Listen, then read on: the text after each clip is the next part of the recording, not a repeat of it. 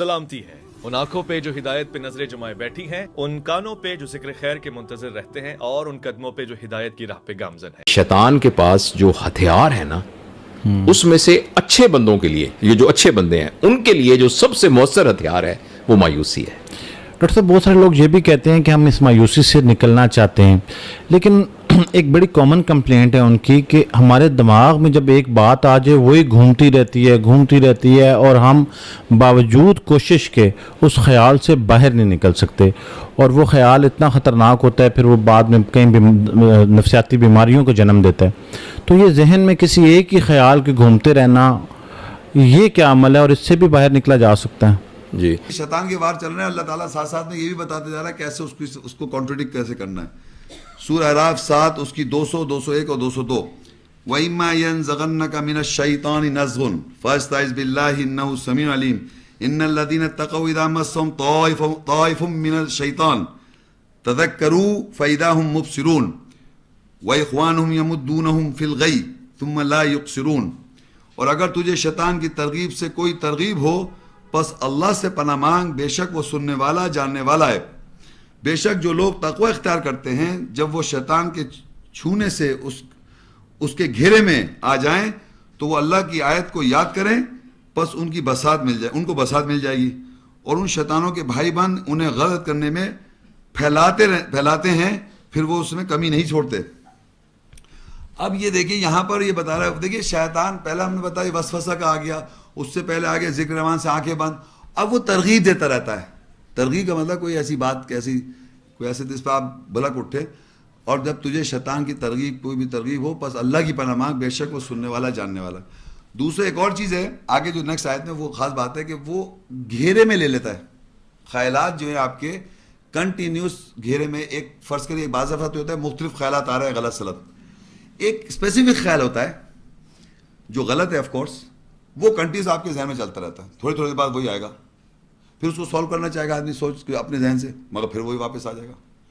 تو وہ گھیرے میں جو لیا ہوا ہے شیطان نے، خاص خیال کو گھیرے میں آتے رہتے ہیں خیالات ذہن میں، یہ خیالات میں تو آتا ہے شیطان، اس کو اللہ کہہ رہا ہے کہ جب تقوی بے شک جو لوگ تقوی اختیار کرتے ہیں، جب وہ شیطان کے چھونے سے اس کو گھیرے میں آ جائیں تو وہ اللہ کی آیت یاد کریں۔ اب اللہ کی کون سی آیت یاد کریں گے؟ نہیں، اعوذ باللہ تو یاد کریں گے، وہ تو قرآن پڑھنے سے پہلے۔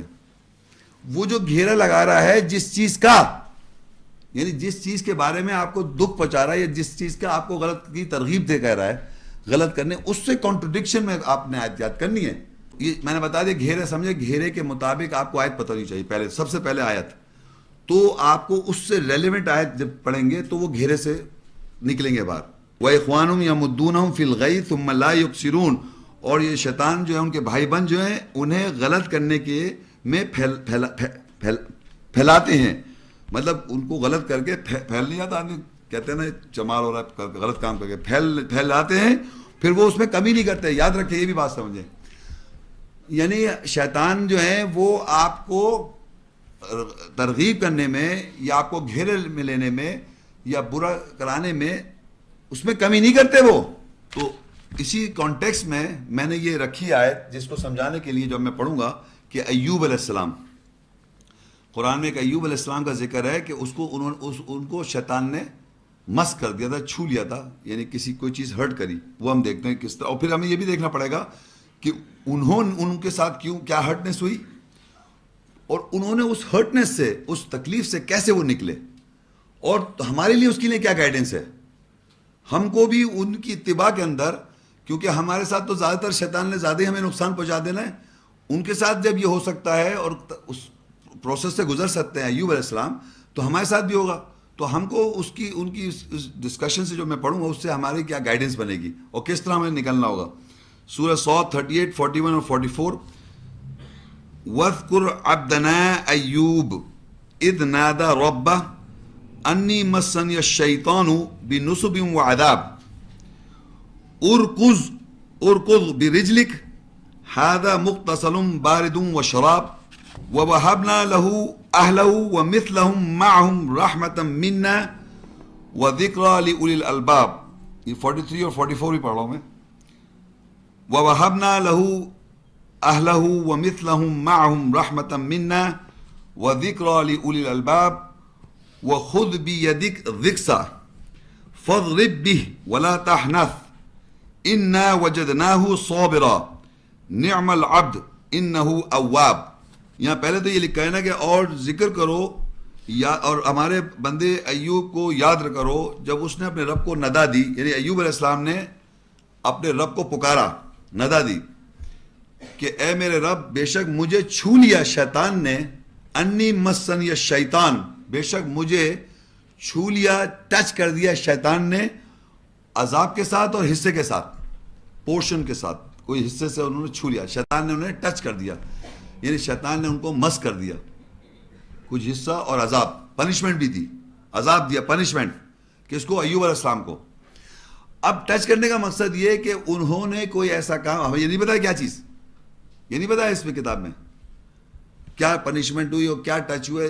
یہ کہہ سکتے ہیں کہ کسی بھی جیسے زخم لگتا ہے نا کسی کو, ٹچ سائیکولوجیکل زخم ہو جاتا ہے تو غم زدہ ہو جاتا ہے, ناٹ مایوسی ریپٹ اپ ان گریف, نہیں, زخم تو لگتے رہیں گے. تو اس نے, شیطان نے ان کو ٹچ کیا, یعنی چھوا, اور پنشمنٹ بھی دی ایک حصے سے.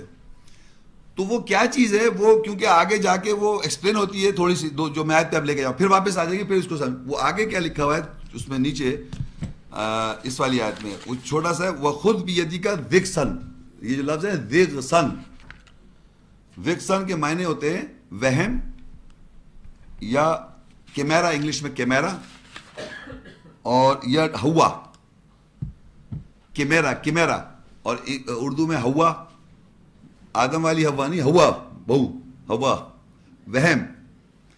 اب یہ لفظ کے ترجمے ہیں اس لفظ کے. اب ہوتا کیا ہے, یہ کیا چیز ہے ضِغْثًا, کیمیرا, عربی انگلش میں ڈکشنری میں آپ دیکھیں وہ کہتے ہیں کہ جیسے کہ ایک شیر کا منہ, شیر کا منہ آ گیا آپ کے ذہن میں, جسم گوٹ کا آ گیا, شیر کا منہ گوٹ, اور دم سانپ کی, شیر کا منہ, جسم گوٹ کا, اور دم کیا بنی, ایسا جانور دیکھا آپ نے, یہ بن گیا ہوا, کیمیرا.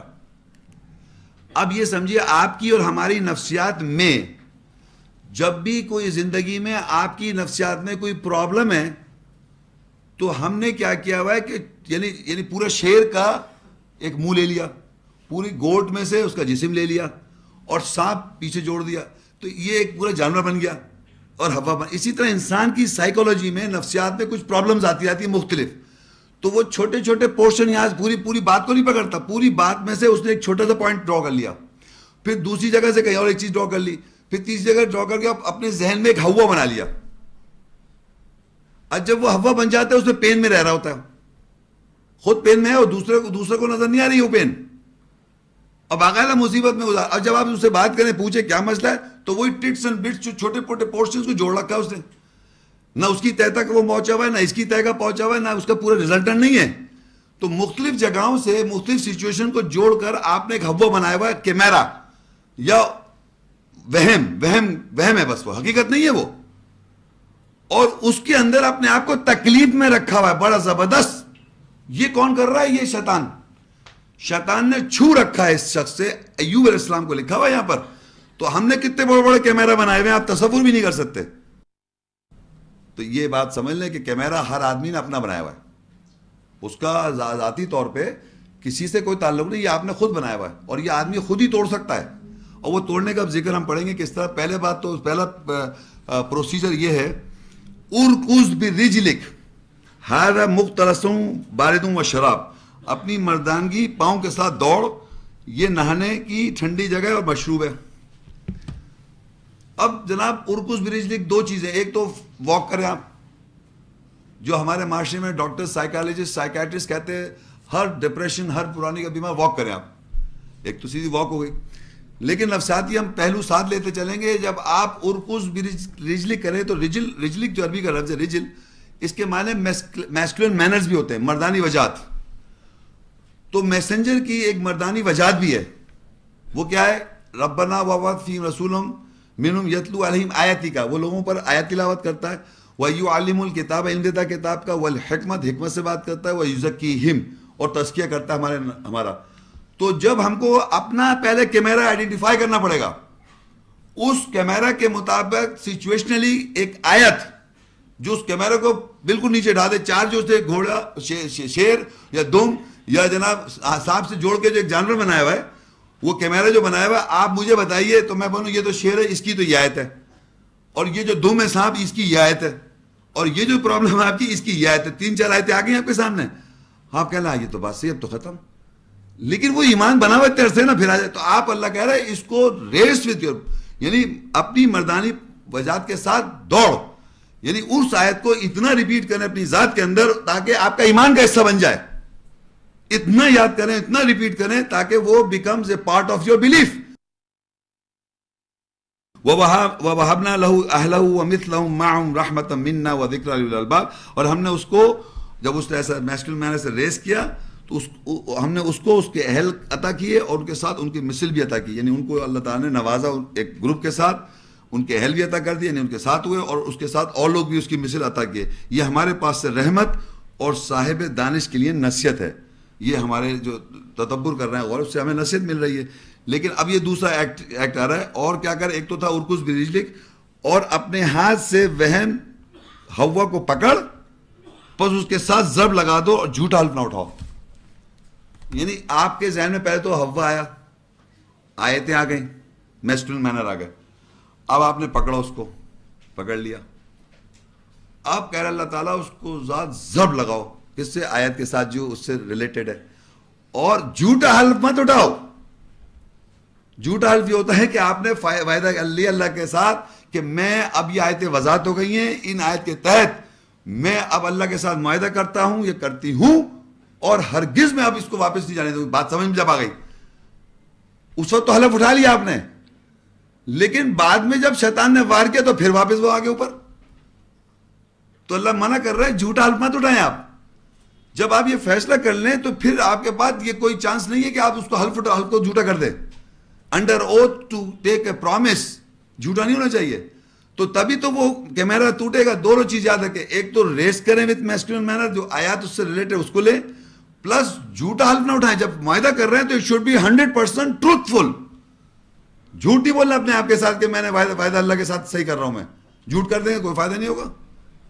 تو وہ یہی لکھ دیا, وخود بیدی کا, اپنے ہاتھ سے وہم ہوا کو پکڑو, بس اس کے ساتھ ضرب لگا اور جھوٹا حلف نہ اٹھاؤ. بے شک ہم نے اسے صبر کرنے والا بہترین نوکر پایا, بے شک وہ نمائندگی کرنے والا تھا.